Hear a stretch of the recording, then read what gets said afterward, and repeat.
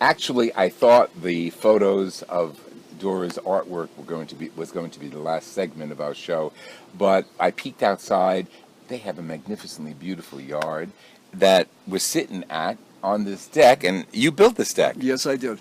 And you've been in this house for 60 years. 60 as years. of last June the 27th.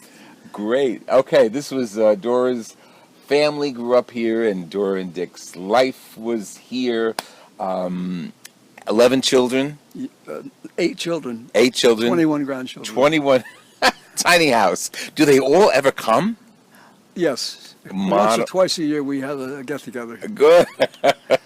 And you see, I caught Rich this morning gardening, so we brought him in from outside. He was gardening. That's why he's wearing this little floral shirt.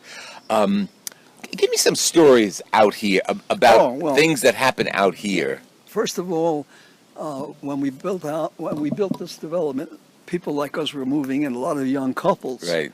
And everybody was buying these swing sets, like at Two Guys from Harrison. Right. But we decided, my father and I decided to build a big one. So we got 3-inch pipes, and we built a swing right back here. And it turned out to be the biggest swing in the neighborhood.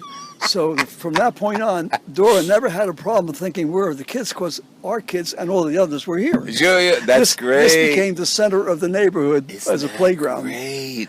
So when you moved here, was this the only house on the block, or were there some? No, that house was finished, a couple of the ones in front, and they were actually working on all the ones in the back. Right. Wow. Yeah. So, how about parties, family parties? All kinds of places. Again, the first party we had here was an engagement party for one of my daughters, and that was a test. That was the way we tested the deck because there were over 50 women standing on this deck. My son and I put in some extra bases support when we built it. Right. So it's pretty stable. And how many years ago is this? This was about 20 years ago now. Wow, well, it's pretty stable, I'd say. Yeah. And you maintain the property now. Yes. That's a lot of work. Well, I hire a landscaper to basically, cut my grass. Yeah. Do those things, and it's hard and although my daughters help. That's great. I'm so blessed because they'll come over periodically or bring in some of their kids, and they'll all go and do a big weeding project. Oh, I love it. So that's come out. If I give you my address, can you send them over to me?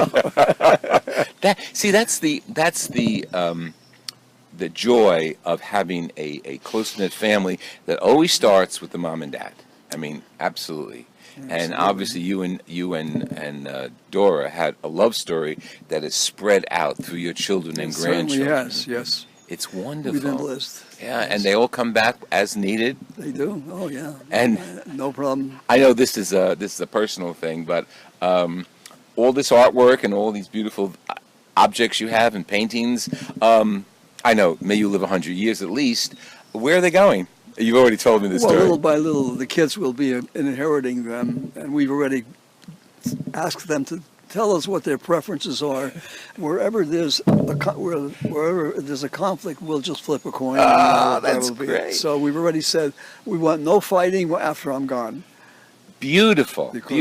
And of course, their children, thank God, they said, look, don't worry about it. We're not going to fight. How many families have come to naught because of that? Because of, I want this, you want that. I'm seeing this right now with a woman across the street. Yeah, it's sad. It's sad. It really is, where siblings just don't. They're not sensible at that point, and I think that's unfortunate. Right. And so of course we've tried to teach our children, look, be very happy to share, even if they have to give something up that you like, but if it's for their benefit, do it. God bless. And that's what you've done with Dora, and that's what you've done with your children and grandchildren. That's the way we try to live raise our family. And your youngest grandchild is how old? He's 9. 9. So Dora knew him as well. Her. Yeah. Okay, great. And the oldest is 28. God bless you. He's getting married next June. Wonderful, so wonderful. We have one wedding coming Another up. wedding. Good. Now, whether I'll ever be a great-grandfather, we don't know yet. Depends on some. We'll think about that. Yeah, that's their decision, not mine. Just like with our children. We said, look, you decide when you want to have your kids. We're not going to tell you. Good. Well, you made your decisions. Although it was funny. Now, once they started to raise the kids, they kept calling Dora and saying, Mom, how did you do it? how did you keep 8 of us in tow? Well, of course, we had a system. I told her about that Yes, previously. yes, yes. You know, we tried to make sure that they understood that discipline is important, that responsibility is very important, and that integrity is very important. Oh. You got to be honest. You have to admit your mistakes, and you have to make up for it by giving up.